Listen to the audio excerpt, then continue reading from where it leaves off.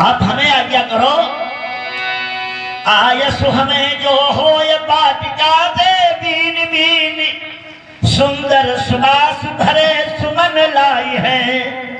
आप अगर हमें आज्ञा दे दो, एक से एक सुंदर सुगंधित फूल हम ला करके दे। अभी राम जी ने कहा नहीं भैया, हमें गुरु जी की पूजा के लिए फूलों की आवश्यकता है, इसलिए हम चाहते आप आज्ञा दे दो तो हम अपने आप तोड़ ले।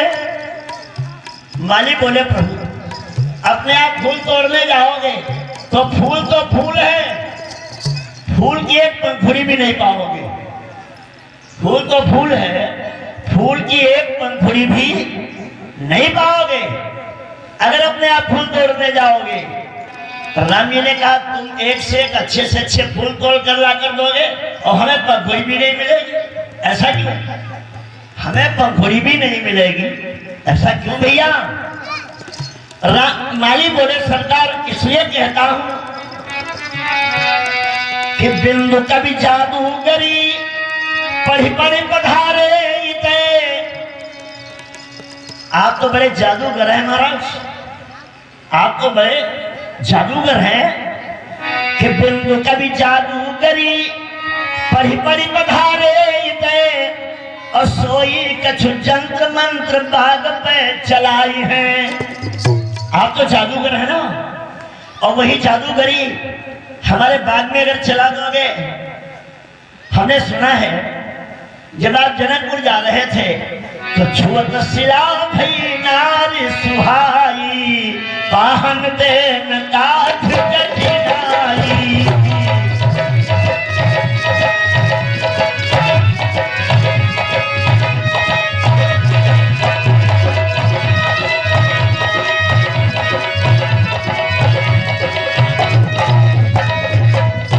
जब आप जनकपुर जा रहे थे, आ रहे थे तो रास्ते में पत्थर की शिला मिल गई। उस पत्थर की शिला में आपने अपना पांव छुआई दिया। तो जब अपना पांव छुआई दिया आपने पत्थर की शिला में, तो वो गौतम मुनि की नारी बन गई। पत्थर की शिला में पांव छुआ देने से वो गौतम की नारी बन गई। और हमारे पेड़ों में, फूलों के पेड़ों में अगर हाथ छुआ दोगे और ये पेड़ भी नारी बन गए तो महाराज हमारी रोजी क्यों लोगे? हमारी रोजी नष्ट हो जाएगी। भगवान ने कहा पत्थर की शिला को श्राप था और हमारे चरण छुआने से उसका उद्धार होना था, इसलिए ऐसा हो गया। तुम्हारे पेड़ में कोई श्राप थोड़े ही किसी को कोई नुकसान नहीं होने पाएगा भैया, कुछ बिगड़ने नहीं पाएगा। हमें थोड़े से फूल लेने। तो माली बोले महाराज तब तो एक बात बताएं, अब आप साफ साफ सुनना चाहते हो, अब आप साक्षी साक्षी सुनना चाहते हो। राम जी बोले अब तक क्या झूठी झूठी सुनाई? माली बोले थोड़ा हीरा बहाना किया। अब पीछे पड़े हो तो साक्षी सुनाना पड़ेगा। राम जी ने कहा साक्षी सुनाओ।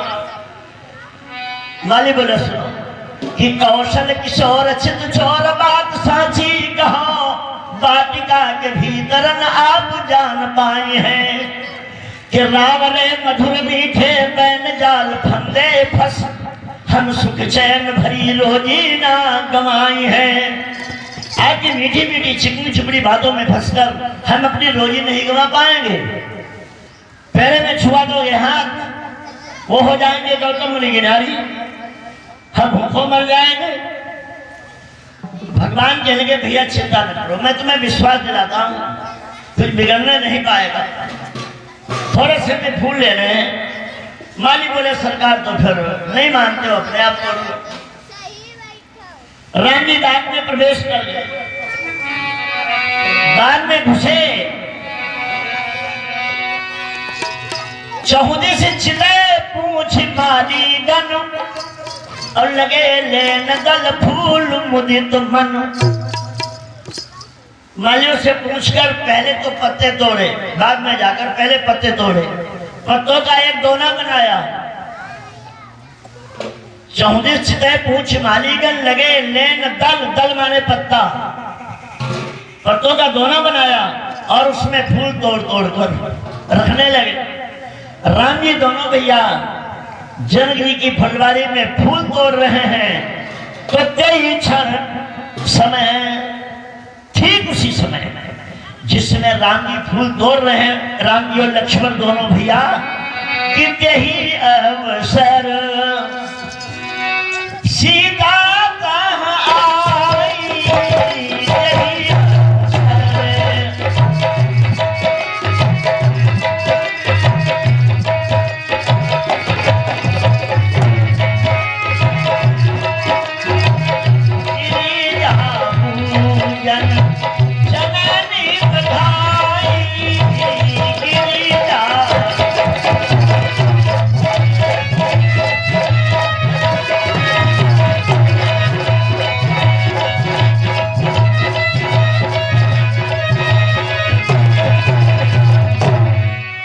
यही अवसर सीता आई। जिस समय राम लक्ष्मण फूल तोड़ रहे थे उसी समय जानकी सीता उसी फुलवारी में आ गई। उसी फुलवारी में गौरी जी का मंदिर है, एक बहुत अच्छा सरोवर है। सखी सहेलियों को लेकर, अपनी मां से आज्ञा लेकर गौरी जी की पूजा करने आई। और मैं जन करी सर सखिन समेता,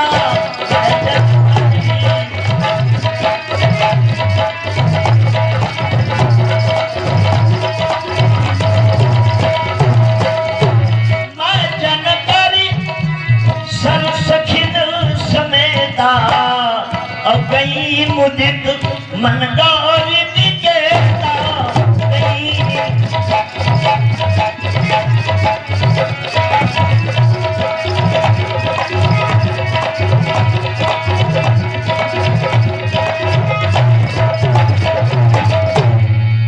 जाकर सरोवर में स्नान किया। सखियों में से किसी ने स्नान किया, किसी ने मार्जन किया, और गौरी जी के मंदिर में सीता जी पहुंच गई पूजा करने के लिए। बंधो बड़े ध्यान से सुनेंगे कि पूजा कीन अधिक अनुरागा,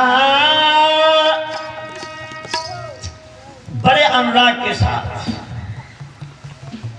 सीता जी ने गौरी जी की पूजा की।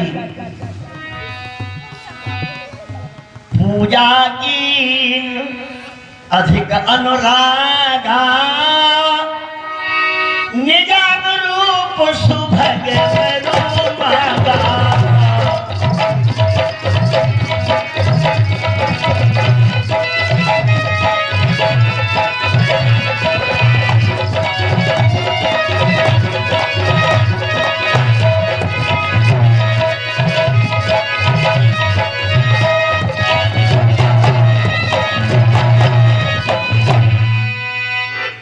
राम कथा के प्रेमी ध्यान रहे, पूजा कीन अधिक अनुरागा, बड़े अनुराग के साथ गौरी जी की पूजा की। और पूजा करके निवेदन किया गौरी जी से, हाथ जोड़कर प्रार्थना की कि आप हमें पति प्रदान करो, आप हमें पति दो, लेकिन कैसा पति हो? बोली निज अनुरूप, हमारे अनुरूप जैसी हम हैं ऐसा ही हमें पति दो। और सीता जी जैसी हैं वैसा ही पति मिले सीता को। इसीलिए महाराज जनक जी ने धनुष स्वयंवर की रचना रची। यह धनुष यज्ञ का उत्सव इसीलिए रचा जिससे हमारी बेटी जैसी है वैसा ही पति हमारी बेटी को मिले। और गौरी जी ने भी प्रार्थना की, निज अनुरूप सुभग बरु मांगा, हमारे अनुरूप जैसी हम हैं ऐसा ही हमें पति मिले। और सीता जी हैं कैसे? सीता जी हैं कैसे? सीता अयोनिजा हैं, अविरज हैं। सीता जी बिना माँ बाप की बेटी है। सीता की न कोई माँ है और न कोई पिता है, न कोई माँ है और न कोई पिता है। अयोनिजा अमीरेज किसी के रजवीर से नहीं पैदा हुई सीता, किसी के रजवीर से सीता का जन्म नहीं हुआ। वो अयोनिजा है, अमीरेज है। गौरी से प्रार्थना की हमें पति जो मिले वो भी बिना माँ बाप का हो, जो बिना माँ बाप का हो, जो बिना माता पिता का हो, ऐसा पति हमें दो। गौरी जी ने सुना तो गौरी जी ने सोचा ऐसा वर जो बिना माँ बाप का, जो बिना रजवीर से पैदा हुआ हो, ऐसा दर तो अभी फुलवारी में था, अभी फुलवारी में था, फूल तोड़ रहा था। लाओ देखें वो है कि चला गया। जो भी फूल तोड़ रहा था वो बिना माँ बाप का, अयोनिजा अमीरेज, किसी के रजवीर से नहीं पैदा हुआ, जिसका कोई माता पिता नहीं। अभी फुलवारी में थे, वो फूल तोड़ रहे थे। लाओ जाकर देखें वो है बाग में या फूल तोड़कर चले गए। तो एक सखी सी संग बिहाई, एक सखी सी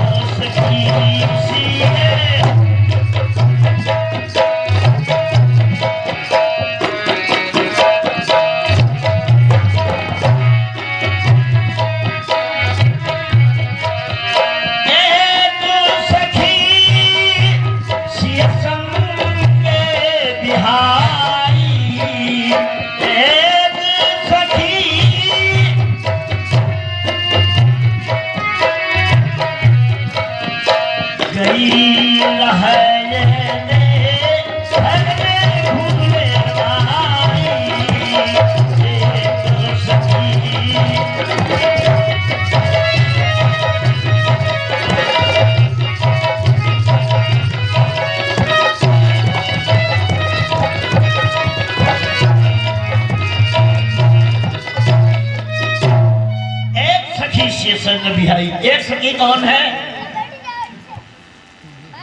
हमारे श्रोता बंधु ध्यान देंगे, एक सखी वो गौरी जी हैं। रामायण में आप पढ़ते हो, एक सखी से संग बिहाई गई रहा देखन फुलवाई। जब सीता जी ने गौरी जी से निवेदन किया हमें ऐसा पति दो जिसकी न माँ हो और न कोई पिता हो, बिना माँ बाप का हो, ऐसा पति दो, तो गौरी जी ने सोचा ऐसा तो व्यक्ति अभी फुलवारी में थे, फूल तोड़ रहे थे, लाओ देखे हैं या चले गए। तो गौरी जी ने झट एक सखी का रूप बना दिया और दौड़ करके पहुंच गई जहां राम जी फूल तोड़ रहे थे। राम जी और लक्ष्मण को फूल तोड़ते देखकर वो भागकर दौड़कर सीता जी के पास आई। देखी सखिना फुलक गात जल नैन, कहु कारण निज हर्ष करे, पूछे सब मृदु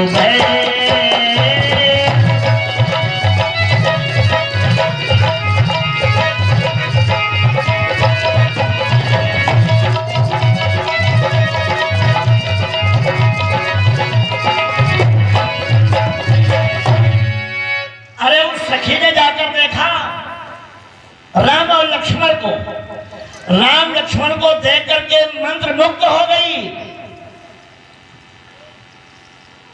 तन मन धन से बलिहार हो गई राम जी के ऊपर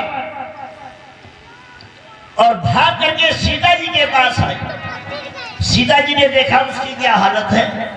ताश दशा देखी सकिन पुलक गात चल रहे, शरीर पुलकित है, आंखों में आंसू बह रहे हैं, पानी गदगद है। तो सीता जी और सब सखी पूछे कि बहन बड़ा खुश हो, बड़ा प्रसन्न हो, क्या बात? अरे तुम्हें क्या मिल गया, क्या पा गई हो जिसने इतना प्रसन्न हो?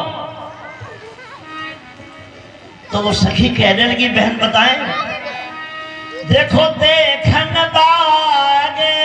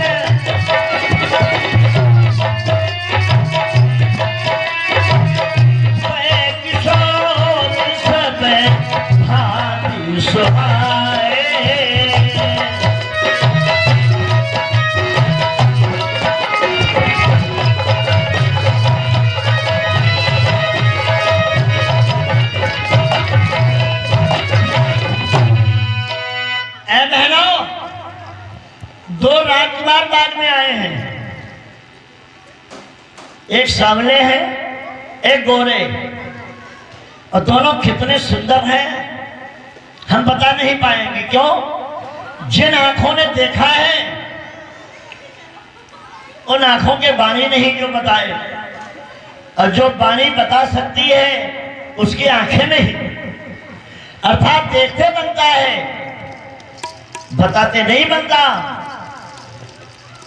तो सुनिए हर्षी सब सखी सयानी, यही अति उत्कंठा जानी। उस सखी के बताने से सब सखी प्रसन्न हो गए, बहुत खुश। सीता जी के हृदय में भी बड़ी उत्कंठा हुई। लाओ हम भी देखें चलकर, हम भी देखें चलकर वो दोनों कैसे हैं राजकुमार। बड़ी लालसा हुई सीता जी के मन में। तो जो सखी देख आई थी उसने कहा आओ चलो हमारे साथ, हम दिखावें आपको। तो चली आगरी प्रिय सखी सोई, चली आगरी प्रिय सखी सोई।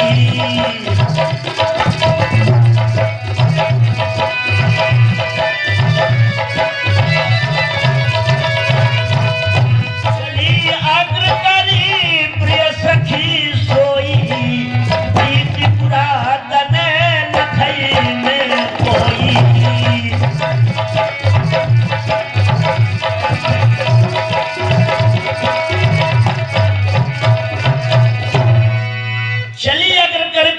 सोई। वही सखी आगे आगे चल पड़ी जो भी राम लक्ष्मण को देख आई थी, फूल तोड़ते देख आई थी, वही आकर सीता जी को और सब सखियों को लिवा ले गई। आगे आगे वही जा रही है और चलते चलते वही पहुंच गई जहां राम लक्ष्मण को फूल तोड़ते छोड़ आई थी। और जब वो सखी चली आई तो राम जी फूल तोड़ते तोड़ते थोड़ा आगे बढ़ गए। वो फूल तोड़ते तोड़ते थोड़ा आगे बढ़ गए और वो सब सखी सीता जी को सखियों के लिवा के ले गई। अब राम जी वहां दिखाई नहीं पड़ रहे। सखियां सब पूछती बहन कहाँ है वो राजकुमार कहाँ है? उसने कहा बहन हम तो इसी जगह छोड़ गई थी, हम तो इसी जगह फूल तोड़ते छोड़ गई थी। और जब तक वहां गई और वहां तुम्हें बता के लिवा के लाई, इतनी देर में पता नहीं वो कहां चले गए। अब चकर मकर चारों तरफ सखियां देख रही हैं कि अगर भाग में है वो राजकुमार तो कहां है। और सखियों के चक्कर मकर देखने में दौड़ती दौड़ती घूम रही है, चारों तरफ दौड़ी दौड़ी घूम रही है कि वो राजकुमार कहाँ है। तो सखियों के चलने से पैरों की आवाजें हुई, कंकन बजे। तो कंकन किंकिनी नूपुर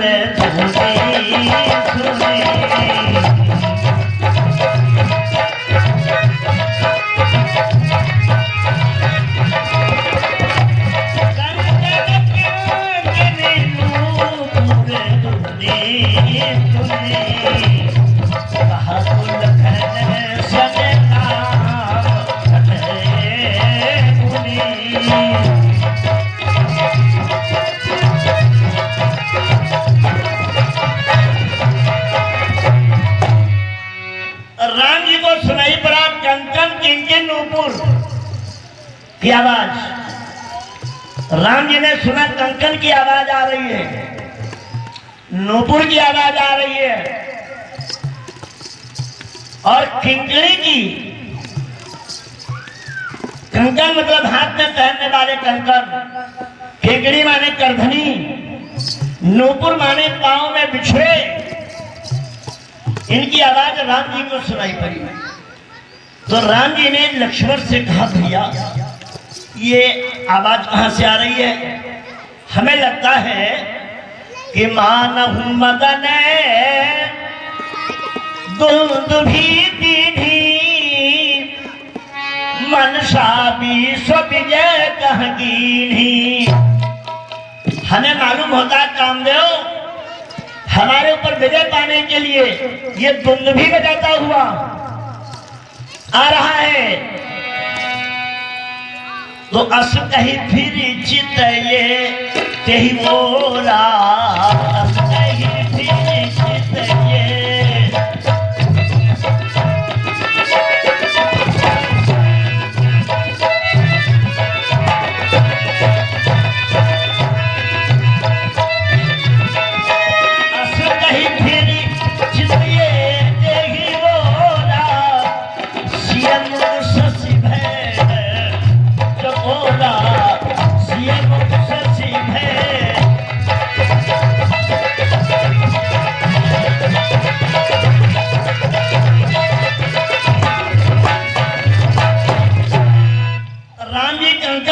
नूपुर की आवाज जिधर से आई थी उधर देखने लगे, जिधर से आवाज आ रही थी देखने लगे तो सामने सखियां दिखाई पड़ी, सीता जी की सखियां, और सखियों के बीच में सीता जी दिखाई पड़ी। राम जी को सीता जी दिखाई पड़ी।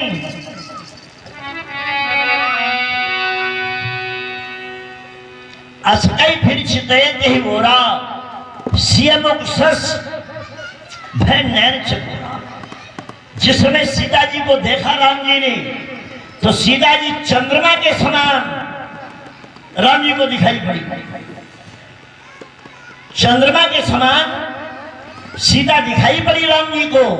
तो राम जी की आंखें बन गई चकोर, जैसे चकोर अपलक बिना पलक मारे चकोर चंद्रमा को देखता रहता है।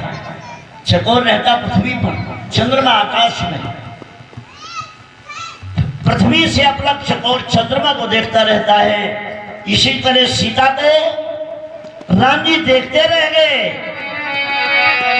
कि भय बिलोचन चारु अक्षर।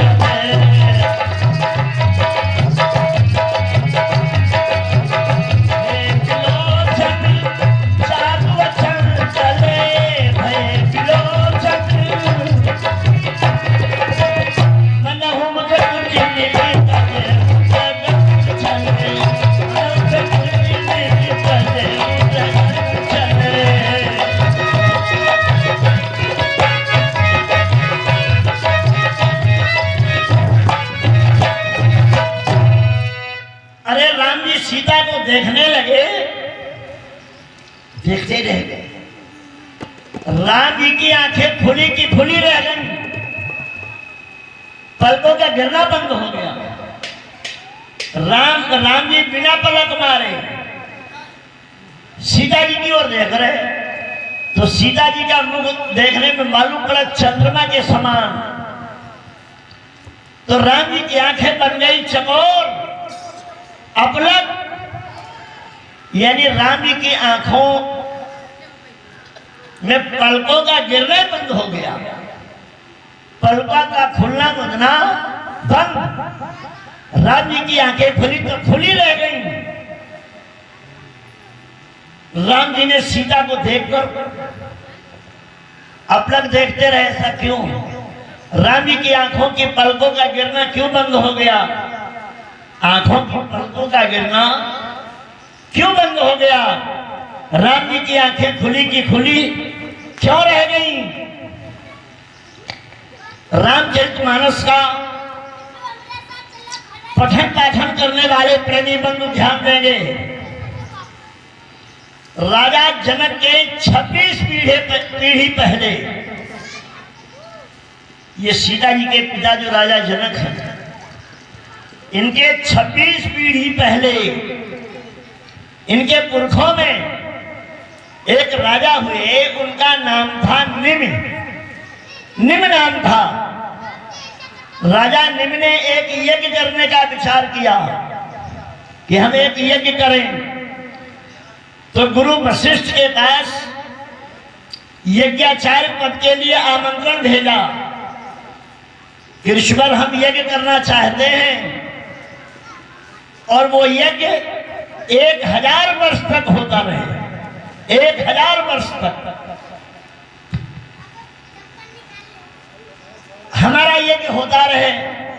हम चाहते आप उसके आकर यज्ञाचार्य बनो, यज्ञाचार्य बन के हमारा यज्ञ संपन्न कराओ। तो गुरु वशिष्ठ ने राजा निम्न को उत्तर भेजा, भाई हमारे पास देवराज इंद्र के यहां से 500 वर्ष के यज्ञ का निमंत्रण पहले आ चुका है, हमने स्वीकृति दे दी है। तो पहले देवलोक जाएंगे इंद्र का यज्ञ करवाने, और 500 वर्ष में जब उनका यज्ञ हो जाएगा तब आकर के हम तुम्हारा यज्ञ करवाएंगे, ऐसा उत्तर भेज दिया वशिष्ठ ने। तो राजा निम्न ने सोचा अब 500 वर्ष के बाद पता नहीं हमारे विचार बदल जाए या कोई और बाधा पड़ जाए और कोई झंझट आ जाए और फिर हम ये कर ही न पाए, और इस समय हमारा सारा प्रबंध है और वशिष्ठ को नहीं मौका है, तो अन्य विद्वानों को बुलाकर हम अपना यज्ञ करवाए लें। तो राजा निम्न ने अन्य विद्वानों को बुलाया और यज्ञ प्रारंभ कर दिया, और वशिष्ठ जी देवलोक में इंद्र का यज्ञ करवाते रहे। जब वशिष्ठ जी के द्वारा वो देवलोक में यज्ञ पूरा हो गया तो वशिष्ठ ने कहा अब हम जाएंगे तिरहुत। जनकपुरी का नाम है तिरहुत। अब तिरहुत में जाएंगे, राजा निम्न का यज्ञ करवाना है। लेकिन तिरहुत में जब आए तो देखा यहाँ भी 500 वर्ष हो गए यज्ञ होते, यहाँ भी यज्ञ होते 500 वर्ष बीत गए।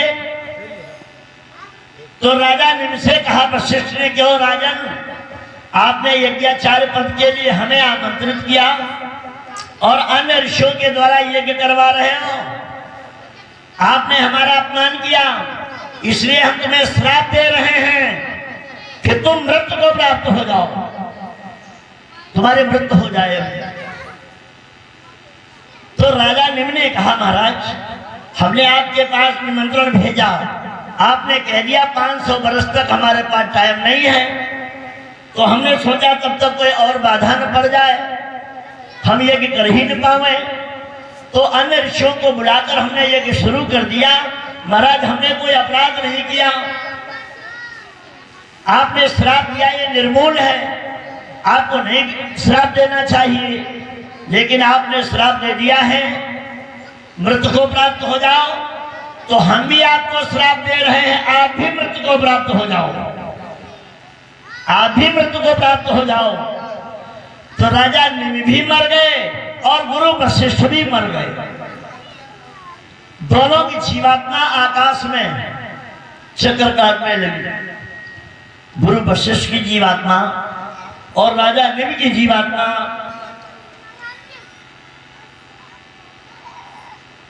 वायुमंडल में चक्कर काट रही। अब यज्ञ कराने वाले ऋषियों ने सोचा हमारा तो यजमान ही मर गया, हमारा तो ये यजमान ही मर गया, अब यज्ञ पूरा होने पर हम किसे देंगे आशीर्वाद, अब किससे लेंगे दक्षिणा। तो यज्ञ करवाने वाले ऋषियों ने राजा निम्न को एक नाव में तेल भरवाया, एक नाव में तेल मसाला भरवाया, उसी में राजा निम्न की लाश को लिटा दिया। 500 वर्ष तक राजा निम्न की लाश तेल मसाले में एक नाव में रखी रही। अब यज्ञ होता रहा, यज्ञ नहीं बंद किया। 500 वर्ष के बाद जब यज्ञ पूरा हुआ तो वो यज्ञ कराने वाले ऋषियों ने राजा निम्न को जीवित किया, अपने तपोबल से उन्हें जीवित किया, जीवित करके उनसे दक्षिणा दी और उन्हें आशीर्वाद दिया और कहा राजन अब अगर आप जीवित रहना चाहो तो जीवित तो कर ही दिया हमने, आराम से जिंदगी बिताओ, और न जीवित रहना चाहते हो तो बताओ हम तुम्हें फिर मृतक रूप में बना दें, फिर मृतक कर दें। राजा निम्न ने कहा महाराज हम न मरना चाहते हैं और न जीवित रहना चाहते हैं, न हम मरना चाहते हैं और न जीना चाहते हैं। ऋषियों ने कहा मरना भी नहीं चाहते, जीना भी नहीं चाहते, फिर क्या चाहते हो? मरने और जीने के बीच में कौन सा सीढ़ी का डंडा है? जय रहना चाहते हो? तो राजा निम्न ने कहा हम आज से प्रत्येक जीव की आंखों में रहना चाहते हैं, हर एक जीव की आंखों में, पलकों में, सबकी पलकों में रहना चाहते हैं। ऋषियों ने कह दिया एवं अस्तु तथास्तु। तो राजा निम्न की जीवात्मा जो है वो सबकी पलकों में वास कर लिया। इसके पहले सबकी आंखें खुली की खुली रहती थी, बंद नहीं होती थी, यानी बंद होना खुलना कभी एक क्रम नहीं था, खुली रहती थी। कहा हम सबकी आंखों में, पलकों में रहना चाहते हैं। राजा निम्न की जीवात्मा सबकी पलकों में वास कर लिया, तभी से आंखें निमिष निमिष भर पे खुलने मुदने लगी। आंखों के खुलने और मुदने का पैमाना बन गया एक निमिष। एक निमिष में आंखें खुलती हैं और एक निमिष में आंखें अपने आप बंद हो जाती हैं। राजा निम्न का वास है आंखों में। और जिस समय राम जी सीता की ओर देखने लगे और राम जी की आंखों में भी राजा निम्न का वास है, तो राजा निम्न ने देखा ये हमारे वंश खानदान की लड़की है, ये सीता हमारे वंश खानदान की बेटी है और ये अयोध्या का राजकुमार देख रहा है। ये अयोध्या का राजकुमार देख रहा है प्रेम भाव से। जो अनुचित है, अवैधानिक है, अमर्यादित है, इसे नहीं देखना चाहिए। लेकिन हम कुछ कर नहीं सकते, न हम कुछ कर सकते हैं और न हम कुछ कह सकते हैं। ये देखता है तो देखने दो, लेकिन हम ये दृश्य नहीं देख पाएंगे तो इसकी आंखों से हटे जाए रहे। तुम आपस में देखा देखी करो, हम जा रहे हैं। तो राम जी की आंखों से राजा निम्न हट गए। जब राजा निम्न हट गए तो आंखें खुली की खुली रह गई, पलकों का गिरना बंद हो गया। राम जी ने लक्ष्मण से कहा और थोड़ी कसर रह गई। अब राजा निम्न और वशिष्ठ दोनों की जीवात्मा आकाश में चक्कर लगा रही है। अब वो यज्ञ कराने वाले ऋषियों ने देखा राजा निम्न तो मर गए, अब इनके संतान कोई है नहीं। तो राजा निम्न के शरीर का मंथन किया। ऋषियों ने राजा निम्न के शरीर का मंथन करके एक पुत्र प्रकट किया, जिस पुत्र का नाम रखा जनक, विदेह, मिथिलेश। ये तीन नाम रखे। तीन नाम क्यों रखे? मरा हुआ शरीर उसे जड़ कहते हैं। जब तक जीव है उसमें जीवित है तब तक वो चैतन्य है, और जीवात्मा निकल गया तो वो शरीर जड़ हो जाता है। जड़ शरीर से मंथन करके पुत्र प्रकट किया गया, इसलिए उसका नाम जनक रखा गया। जिस शरीर में जीवात्मा नहीं है उसे विदेह भी कहते हैं, इसलिए उसे विदेह भी कहा।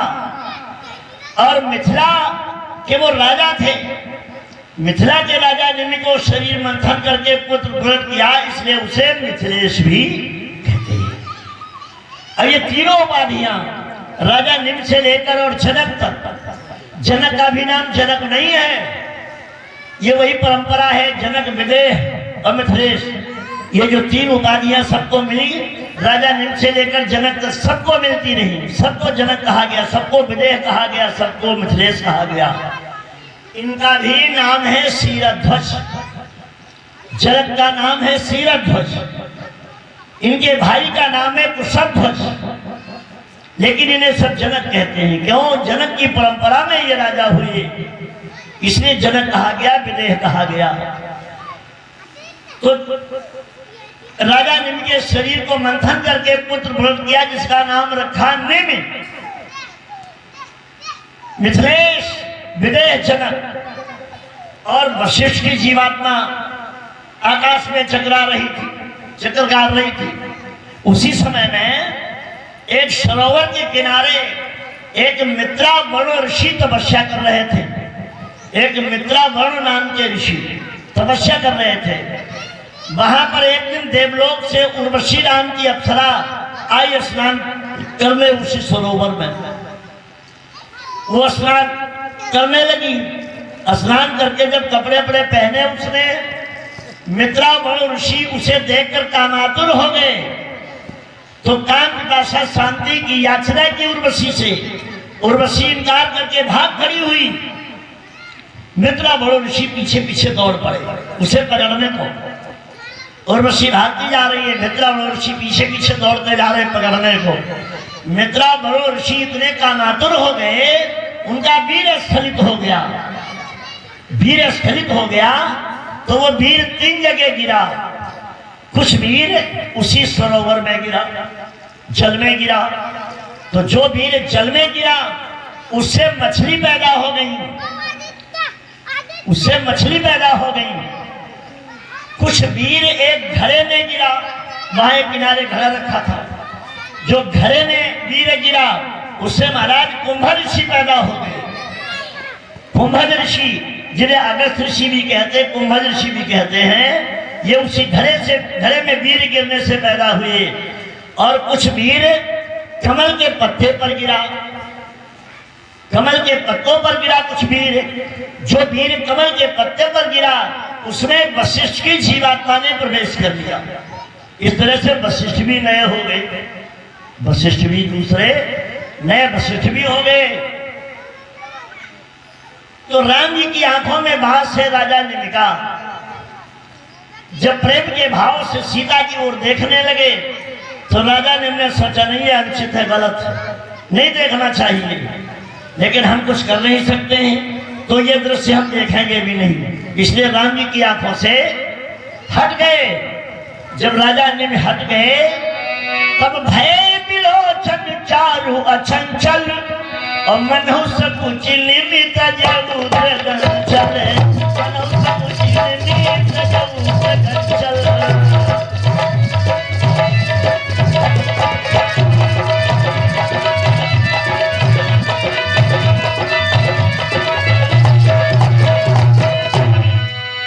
मनो सकुच यानी राजा ने सकुचाएंगे। हमारे वंश खानदान की लड़की की ओर राम जी देख रहे, अनुचित है, सकुचा के आंखों से हट गए।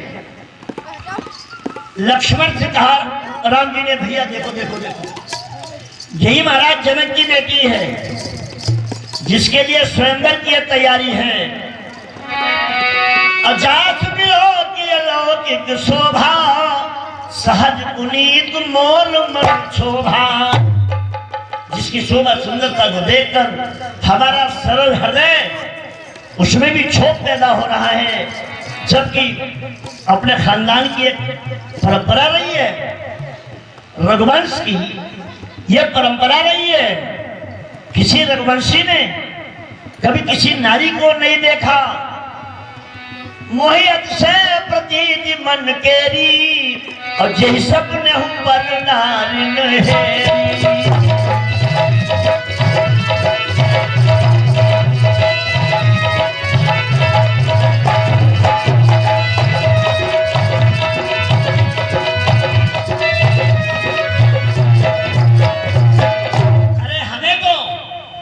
अपने मन पर इतना विश्वास है, हमने स्वप्न में भी किसी पराई नारी को नहीं देखा। लेकिन आज हमारी भी हालत जगमगा रही है। हालांकि सोच सब कारण जाने विधाता, फरकई शुभ कर्म सुरभाता, उसका कारण को विधाता जाने। ये हमारा मन क्यों विचलित हो रहा है। वैसे सगुन बहुत अच्छा है, हमारा दाहिना अंग फड़क रहा है, हमारा दाहिना अंग फड़क रहा है, इसका मतलब सगुन बहुत अच्छा है। फिर भी हमारा ये कर्तव्य नहीं है कि हम किसी सुंदर नारी को देखें। इसलिए चलो यहां से। लक्ष्मण को लेके चल पड़े। पेड़ों की ओट में हो गया राम लक्ष्मण। अब वो सखिया चक्कर मकर देख रही, राम जी किधर चले गए, किधर चले गए। तब तक खिलता ओट तब सखी ने लखाए।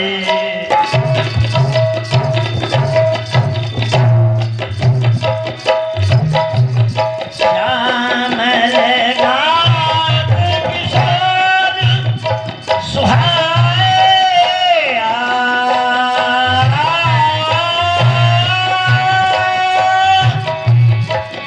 लगाओ तब सखी ने लखाए। श्याम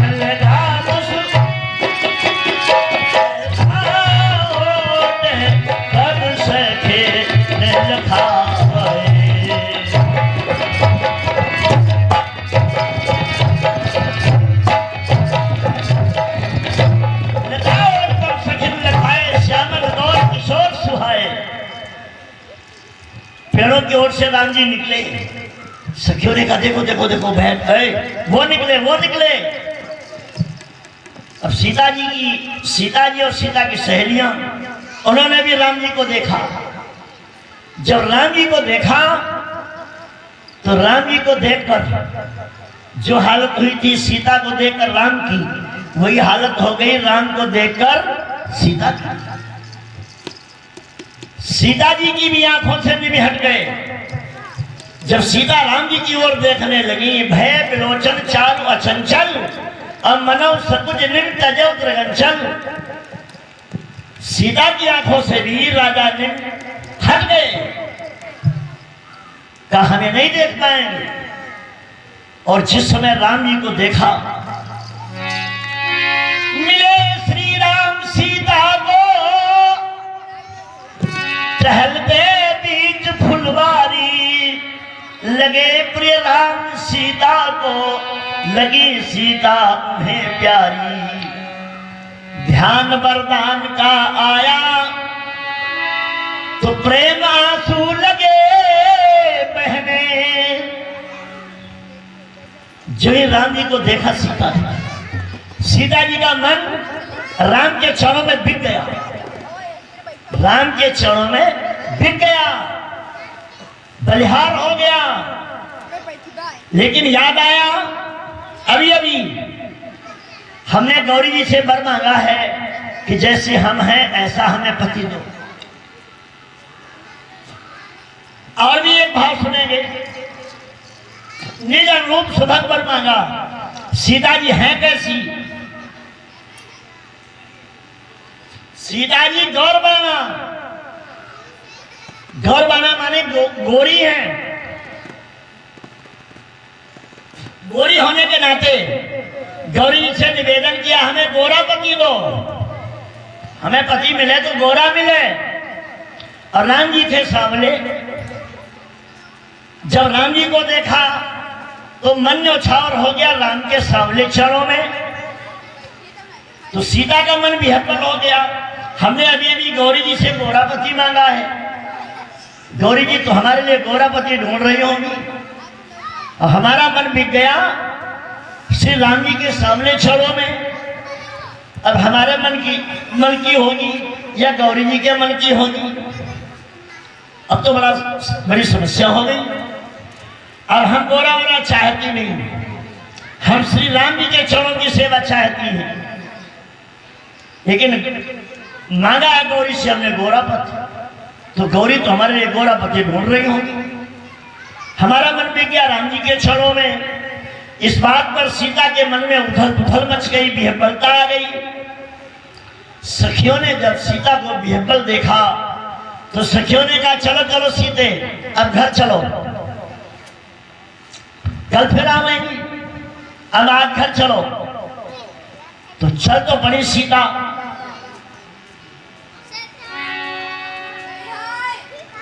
भय विलोचन चारु अचंचले, और मनहु सकुच निमित्त जय मुद्र गंचल।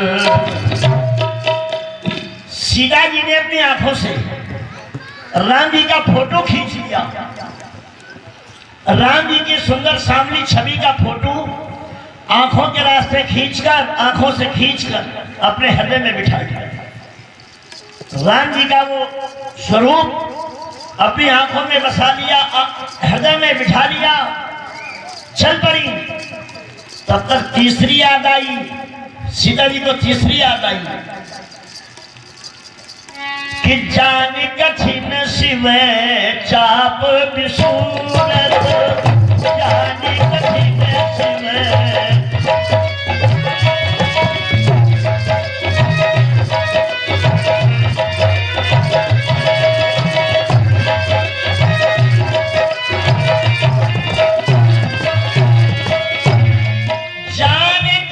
शिव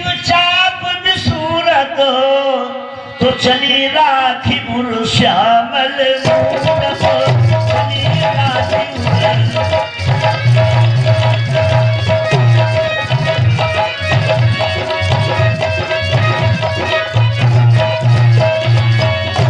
जान कठिन शिव चाप विसूरत। तब तक सीता को तीसरी याद आई, हमें हमारे पिता ने प्रतिज्ञा की है जो धनुष तोड़ डालेगा उसके साथ सीता का विवाह करेंगे। तो पिताजी हमारा विवाह उसके साथ करेंगे जो शंकर जी का धनुष तोड़ डालेगा। गौरी जी गोरापति ढूंढ रही होंगी और हमने धनुष तोड़ने वाला चाहती हैं, न गोरा चाहती, हम तो राम जी के चरणों की सेवा चाहती हैं। अब हमारे मन की होगी कि गौरी के मन की होगी या पिताजी के मन की होगी। अब क्या करें? जाने कठिन शिव चाप विसूरत और चली राख श्यामल मूरत। राम जी की श्यामली मूर्ति अपने हृदय में बिठा के सखियों के साथ सीता चल पड़ी। अब गई कहां? गई भवानी भवन बहोरी, गई भवानी भवन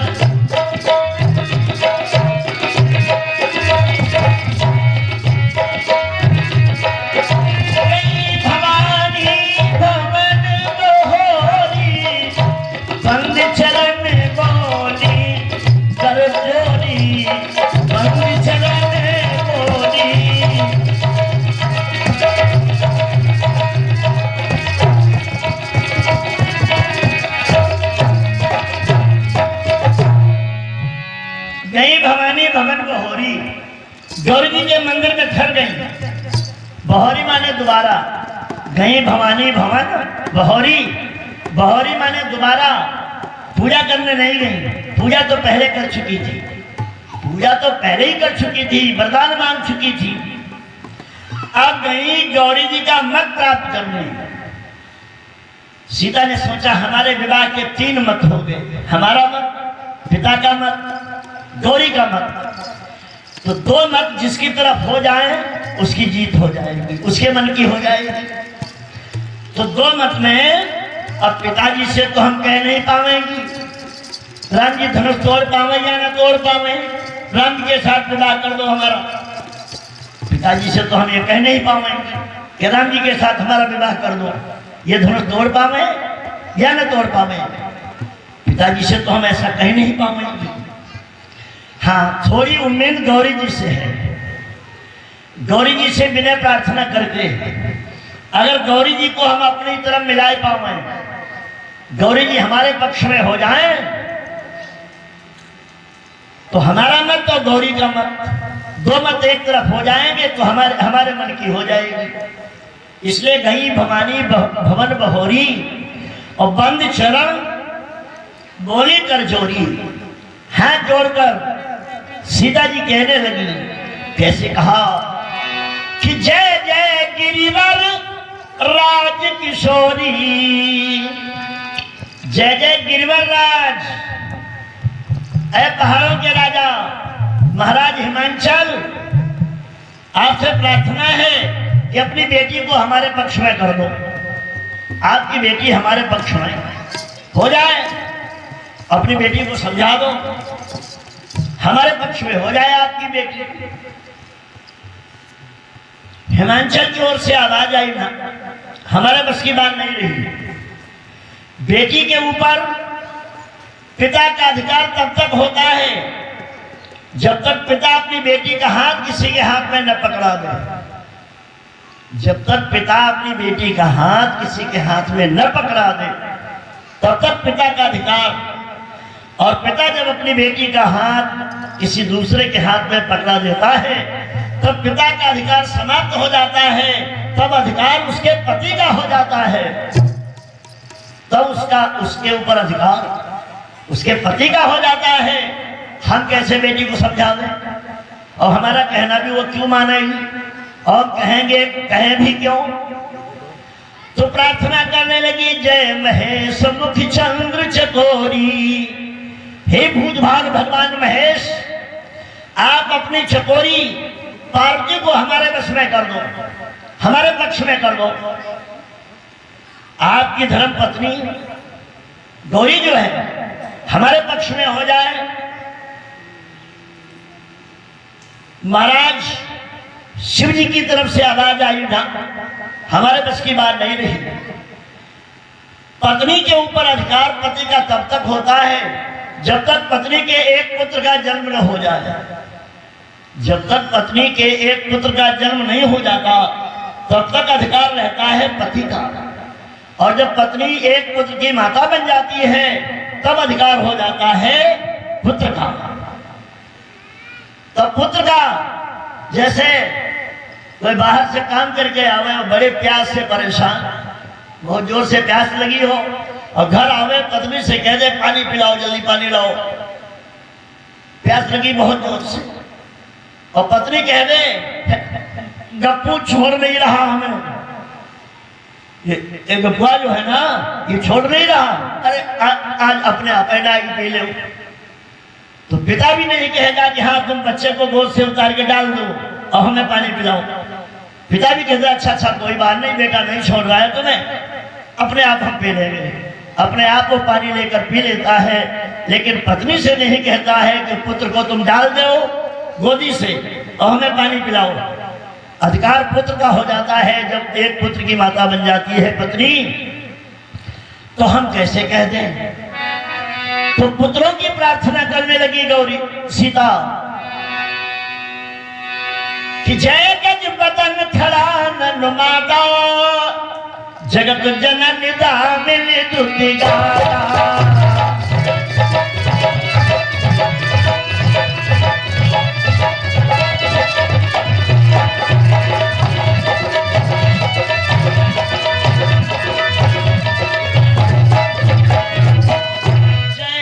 बदन खड़ा नन माता, हे गणेश सदानंद की मां, आप ही कृपा करो, हमारे पक्ष में हो जाओ।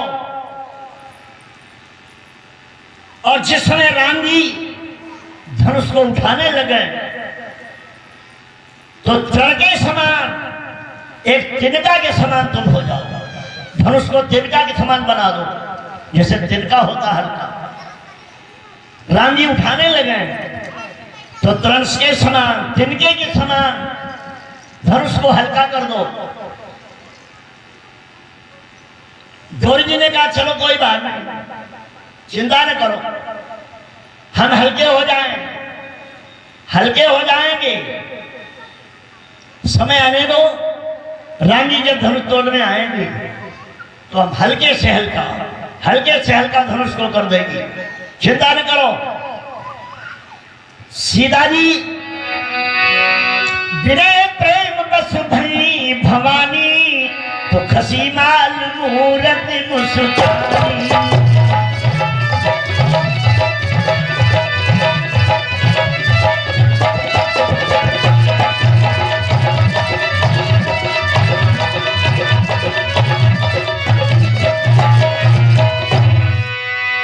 सीता जी की प्रार्थना को सुनकर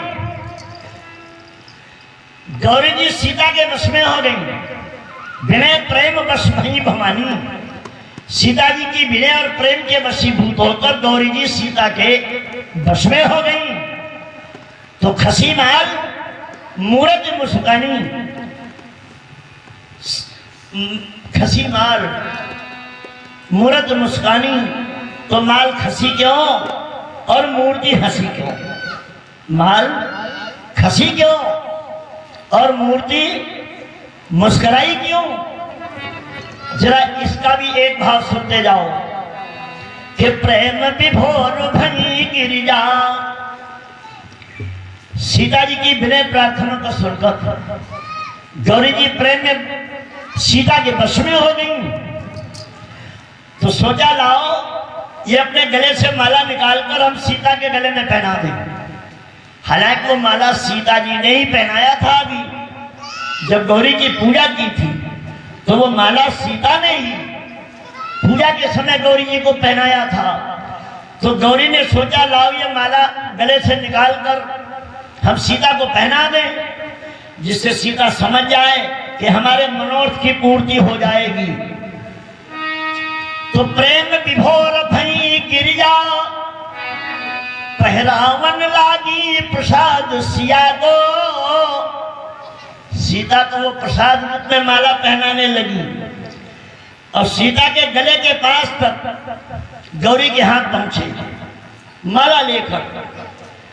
तब तक गौरी ने देखा कि लख श्यामल मूरत देखिए, तब गौरी विचार अपार किया को। तब तक गौरी जी ने देखा राम जी के हृदय में, सीता के हृदय में राम जी की सांवली मूर्ति बैठी है। राम जी की सांवली मूर्ति सीता के हृदय में बैठी। चली राजूर श्यामल मूर्त और हम जा रही माला पहनाने। जब सीता के गले में माला पहनाएंगी और सीता के हृदय में राम जी बैठे हैं तो राम जी के गले में भी माला जाएगी। वो माला तो राम जी के भी गले में जाएगी। और राम कहे महिमा तु सती, राम कहते हमें माता, राम जी कहते हमें माता, और हम उन्हें जे माला पहनाने जा रहे हैं। हमारा उनका रिश्ता बिगड़ जाएगा। राम कहे महिमा तु सती, तब माल खसी हस रूप ही आगो। तो गौरी जी ने माला नहीं पहनाया, सीता जी के गले के पास तक हाथ ले गई माला लेकर। और राम जी की मूर्ति जब सीता के हृदय में देखी बैठी तो माला छोड़ दिया। माला छोड़ दिया तो खसी माल खसक कर गिर गई। अमूरत मुस्कानी, सीता के हृदय में राम की जो मूर्ति बैठी है वो मुस्कुराई। राम जी की मूर्ति मुस्कुराई कि देखो गौरी जी ने हमें माला नहीं पहना है, क्यों कि हमारा रिश्ता पति का हो जाएगा। अगर राम के गले में माला पहना देगी तो पति पत्नी का नाता हो जाएगा। जबकि राम कहे मोह मात सती, राम हमें कहते माता, हम माला पहनाने जा रही है, अनुचित है, इसलिए नहीं पहनाया। छोड़ दिया, खिसक करके गिर गया माला। ये सोचकर राम के हृदय की मूर्ति मुस्कुराई। देखो कितनी पवित्र भावना है गौरी की। माला नहीं पहनाई कि हमारा पति का रिश्ता हो जाएगा, इसलिए माला नहीं पहनाया।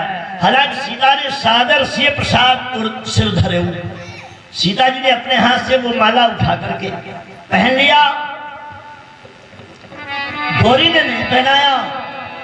तो गौरी जी ने सोचा माला तो हमने पहनाया नहीं, तो अब सीता क्या जानेगी, क्या समझेगी, हमें आशीर्वाद मिला या नहीं मिला, आशीर्वाद मिला या नहीं मिला, ये क्या समझेगी सीता। तो लाओ अब हम मुंह से आशीर्वाद दे रहे हैं, मुंह से आशीर्वाद दे रहे हैं। तो गौरी जी बोल पड़ी कि सुनो सिए सहते आशीष हमारी,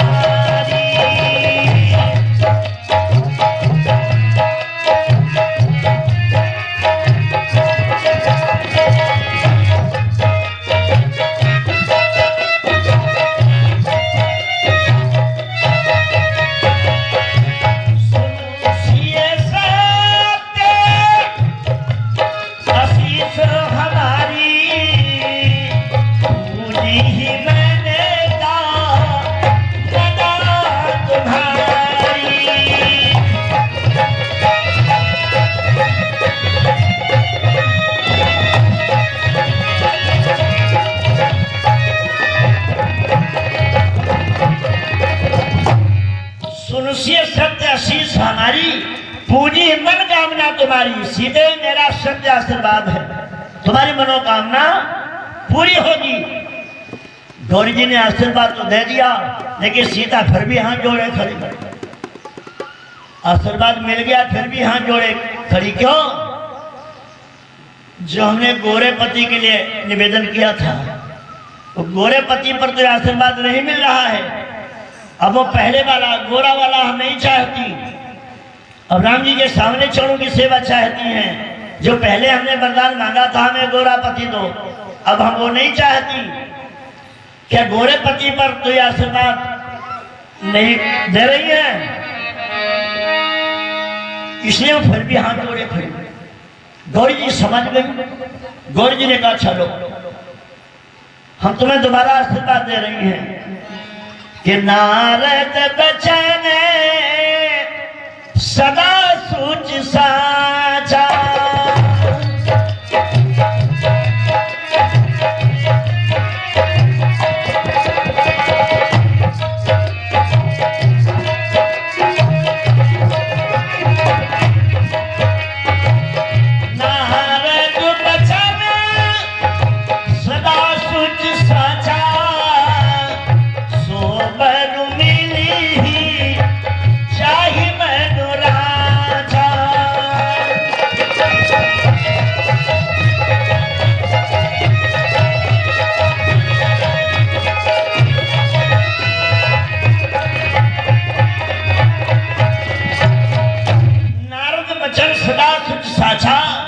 सोबर मिली जाहि मन राचा। नारद जी का आशीर्वाद सत्य है। नारद जी ने तुम्हें आशीर्वाद दिया था, पद मिले है कहा आई के लखन लाल के संग, गौरवान के लक्ष्मण राम सामरे अंग। ये जो तुम्हें आशीर्वाद दिया था वो आशीर्वाद सच्चा है।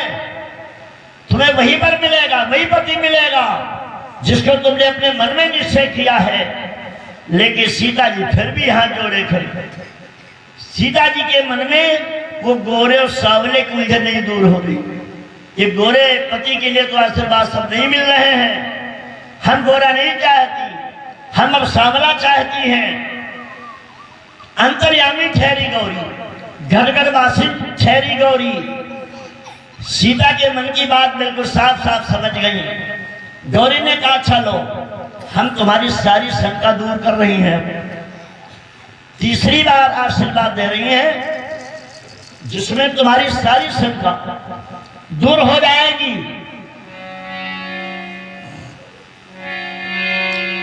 तीसरी बार गौरी जी ने आशीर्वाद दिया सीधे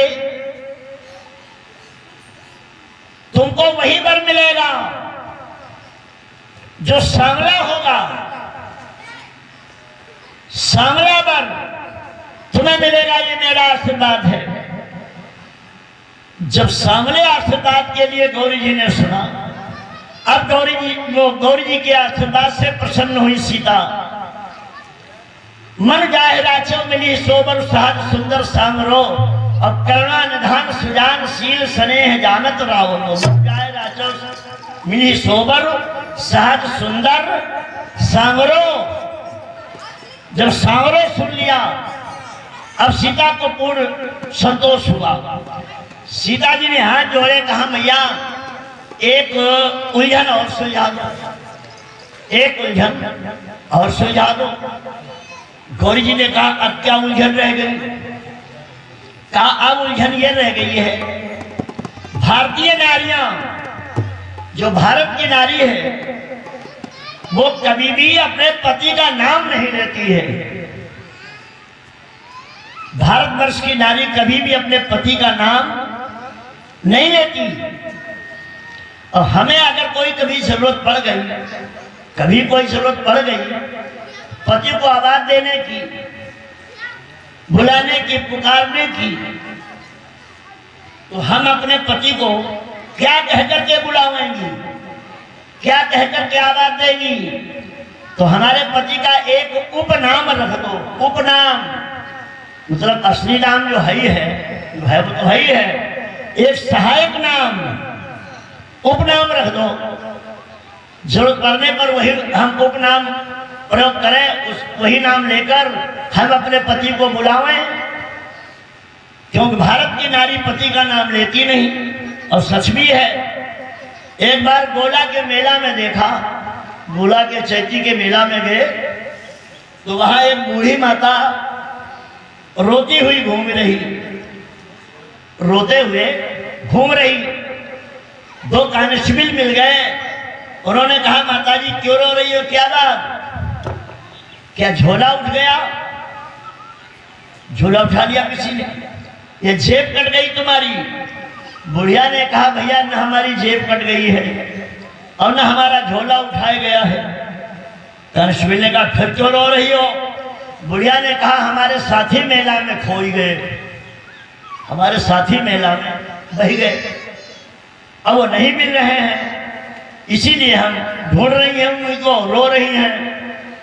तो कांस्टेबल कहने लगे माता जी तुम्हारे साथ में कितने लोग थे, कितने साथी थे तुम्हारे साथ। तो बुढ़िया कहे भैया गांव से तो बहुत से लोग आए, गांव से तो मेला में बहुत आए, लेकिन हमारे साथ में हम और वही दो लोग रहे, हमारे साथ में हम और वही दो लोग रहे। तो कांस्टेबल ने कहा तुम वही कौन, वही कौन। अरे कहा तुमको ये भी बताओ, तुम्हें ये भी नहीं मालूम। अरे हम और हमारे बुढ़ाई, हम और हमारे बुढ़ाई, हम दो लोग थे साथ में। तो कांस्टेबल ने कहा तो माता जी ऐसा करो तुम अपने बुढ़ाई का नाम बताओ। तो हम माइक पर बोलो, माइक पर बोल दे, बुढ़ाई तुम्हारे जहाँ होंगे वहां से आकर के तुमको ले जाएंगे। बुढ़िया एकदम गरमाए पड़ी, तुम तमाए गए। बुढ़िया एकदम गुस्सा, सिपाही से कहा कि तुम्हें नाम बताए दे, नाम बताए। इतने बड़े भय तुम्हें बात करना नहीं मालूम, इतने बड़े भय तुम्हें बात करके नहीं मालूम। हम बुढ़ाई के नाम बताए दें, बुढ़ाई के नाम बता देंगे, उनकी उम्र कम हो जाएगी। चले वहां से नाम बताए दो बुढ़ाई। तो कांस्टेबल कहने लगे तो अब हम कैसे जाने कौन तुम्हारे बुढ़ाई, यहाँ तो मेला में पता नहीं कितने बुढ़ाई घूम रहे हैं, अब तुम्हारे बुढ़ाई कौन है कैसे जाने, हम कैसे पुकारे। बुढ़िया कह लगे तुम नाम ना पुकारो, हम लड़का लावा थोड़ा ही मेला में ढूंढेंगे, मिल जाएंगे, मिल जाएंगे, नहीं तो घर जाएंगे तब घर में मिलेंगे। चले वहां से बुढ़ाई का नाम बताई जाए। बुढ़िया मार तमतमाई भरी। तो कांस्टेबल कहता वैसे रोज घूमो।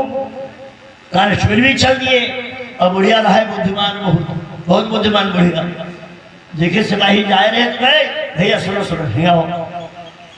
कांस्टेबल फिर घूमे आए, फिर क्या बात, कह देखो बुढ़ाई का नाम लिया नहीं जाता, पति का नाम नहीं लिया जाता, पति की उम्र कम हो जाता नाम लिए, इसलिए हम इशारा कर रही हैं और तुम समझो। हम इशारा बताए रही का नाम, तुम समझो। कांस्टेबल ने कहा अच्छा इशारा करो, इशारा में बताओ। बुढ़िया कहे जो हमारे बुढ़ाई का नाम है वह नाम एक तीर्थ क्या रहे, तीर्थन माउद बुढ़ाई का नाम, वह नाम एक तीर्थ क्या रहे। तो किसी ने कहा भाई दो चार तीर्थन नाम बताओ, शायद एक के बुढ़ाई का नाम आ ही जाए। तो ये कहे लगा गोला गोकर्ण नाथ, गोकर्ण तो नए नाम। अरे तेरे सतो ये है, तेरे को आगे दूर हटाओ। बुढ़िया कहे सतो ये है, थोड़ा दूर हटाओ। जब दूर हटे की बात आई तो वे कहे लगा नीम खार, नीम खार तो नहीं, अरे कहीं खार वार नहीं लागे तो बुढ़ाई के नाम बहुत नीक है, तुम खार बताए रहे हो, खार वार नहीं है। तो एक सोचित विचारित कहे रामेश्वरम, रामेश्वर तो नहीं तुम्हारे बुढ़ाई के नाम। बुढ़िया कहे तुम तो वहां समुद्र पार फान गए हो, इतनी दूर थोड़ा ही है। अरे वैसे कहो ऐसी, जब ऐसी की बात कहे तो एक आदमी कहे लगा जगन्नाथपुरी, जगन्नाथ तो नहीं है बुढ़ाई का नाम। अरे कहे तुम कोने कोने मझाई लो, हम कहे तो बीच में आओ, तुम कोने कोने में कूदे कूदे घूमते हो। तो एक कहे लगा द्वारिकापुरी, द्वारिका तो नहीं है। अरे कहे तुम वही कोने तो कूदो तो वही कोने में गिरे हो जाए, हम कहे तुम बीच में आओ, कतई बीच में आओ। जो कहे कतई बीच में आओ तो एक सोचित विचारिस, अब कहे लगा कतई बीच में, हाँ मथुरा जी, मथुरा तो नहीं है बुढ़ाई का नाम। बुढ़िया कहे तुम बिल्कुल करीबे ठा रहो, बिल्कुल बुढ़ाई करीबे ठा रहो। तो जमुना पार कर जाओ, जमुना पार कर जाओ, मानो बुढ़ाई का नाम आ जाए। जब वह जमुना पार करे कहे तो ये कहला जमुना पार तो है गोकुल का गोकुल है।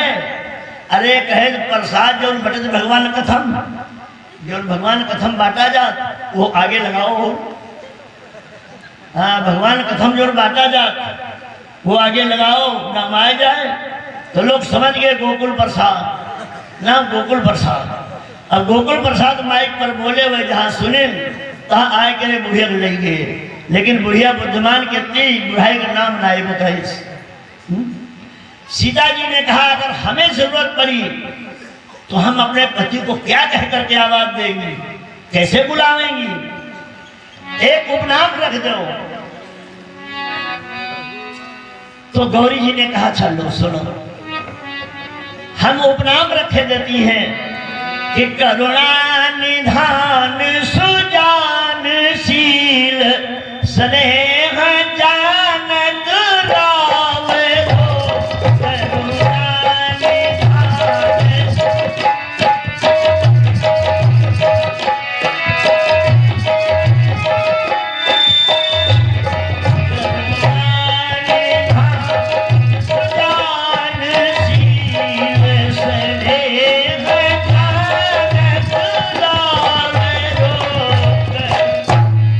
करुणा तुम्हें अपने पति को आवाज देने की जरूरत पड़े कभी तो करुणा निधान कहकर पुकारना। ये करुणा निधान नाम गौरी जी ने रखा था भगवान श्री राम का सीता जी के प्रयोग के लिए। सीता जी हमेशा करुणा निधान कहकर अपने पति को पुकारे, इसलिए करुणा निधान। इसीलिए आप लोग रामायण में पढ़ते हो लंका की अशोक वाटिका में हनुमान जी महाराज सीता की सुधि लेने गए और अशोक वाटिका में पहुंच गए। अशोक के पेड़ के ऊपर छिपकर बैठ गए। रावण ने आकर बहुत बहुत डरवाया धमकाया भयभीत किया। अंतोगत एक महीने के बाद मार डालने की धमकी देकर रावण चला गया। अब सीता जी परेशान त्रिष्टा से कहेगी त्रिष्टा मां ऐसा करो तुम कहीं से लकड़ियां लाकर चिता बनवा दो। भगवान का विरह सहन नहीं हो रहा है, लकड़ियां लाकर चिता बनवा दो और हम उसी चिता पे बैठ जाएं। तुम कहीं से थोड़ी सी अग्नि लाकर उसमें लगा दो, कहीं से थोड़ी अग्नि लाकर लगा दो जिससे हम जल जाएं। कि हाय मेरे प्राण जीवन अब जिया जा रही,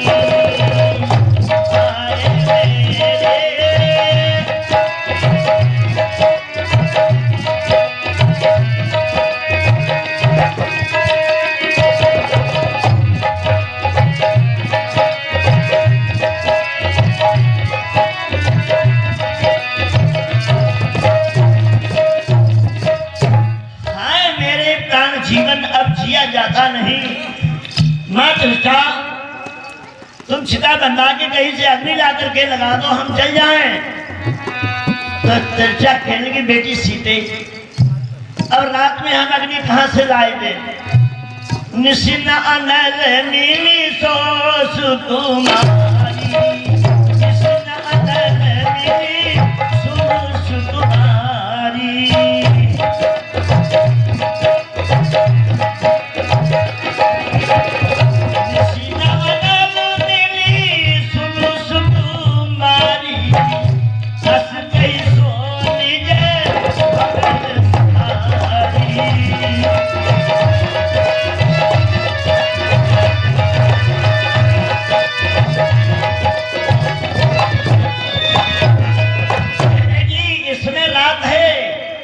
निशिन अनल मिली सुन सुकुमारी, रात में अग्नि नहीं मिलेगी हम कहां से ला दें।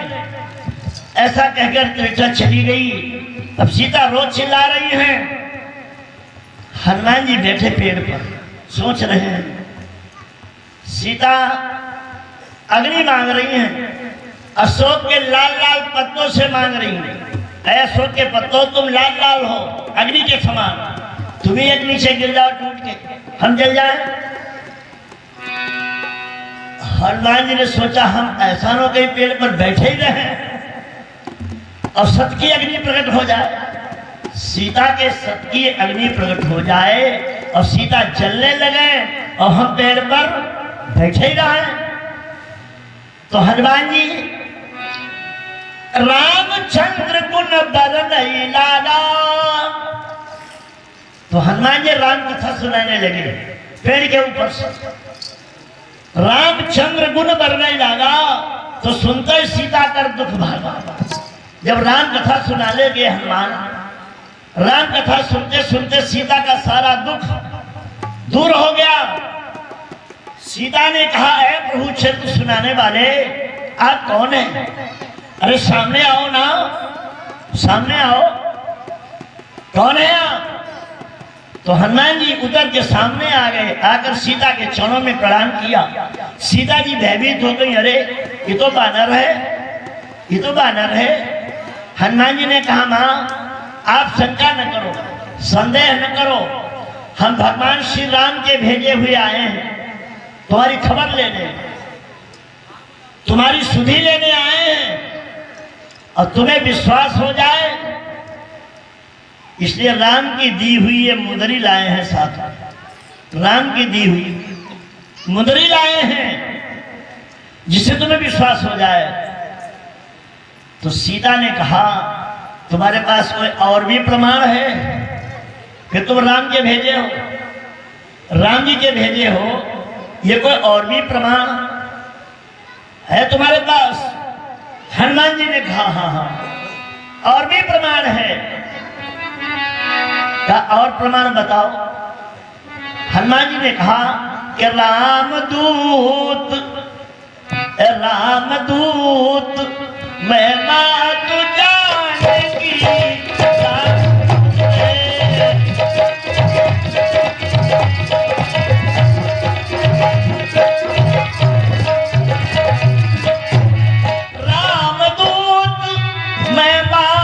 जानेगी, ये सत्य शपथ करुणा निधान की, सत्य शपथ।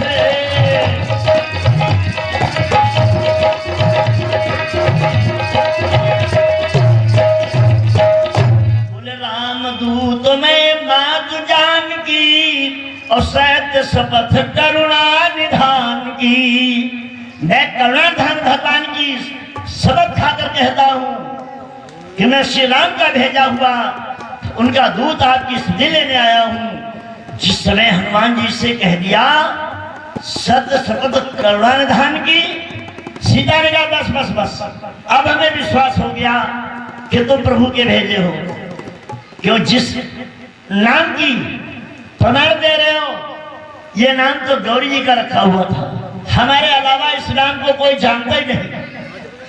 ये करुणा निधान नाम राम जी का हमारे अलावा कोई नहीं जानता, ये तो केवल हमारे प्रयोग के लिए गौरी जी ने रखा था नाम। और वो नाम इस बानर को मालूम है, इसका मतलब ये प्रभु राम का बहुत खासम खास है, ये श्री राम जी का बहुत ही खासम खास है, इसीलिए यह नाम बानर जानता है। मान लिया वही उसी नाम का प्रमाण रखा जो नाम गौरी ने रखा था, करुणा निधान सुजानशील स्नेह जानत रावरो, यह भात गौरी असीस सुनिशिय सहित ही हर्षी अली, तुलसी भवानी पूज पुन पुन मुदित मन मंदिर चली। गौरी जी से आशीर्वाद लेकर सीता महलों को गई और फूल लेकर राम जी के पास आए, गुरु विश्वामित्र के पास। राम जी ने फुलवाड़ी का सारा हाल गुरु जी को बताया, फूल दिए तो सुमन पाए मुनि पूजा कीनी, पुण्य शीश दो भाई ने दीनी। दोनों भाइयों को आशीर्वाद दिया राम लक्ष्मण को कि सुफल मनोरथ होगी तुम्हारे।